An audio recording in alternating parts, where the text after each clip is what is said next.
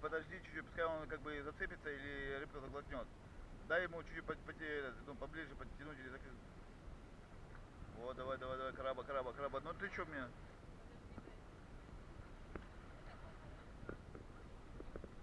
Да, только я не знаю, что с ним делать. Ой, бычка поймал. Вот это... Ну куда? Ну давай, давай влияние, бычка, маме.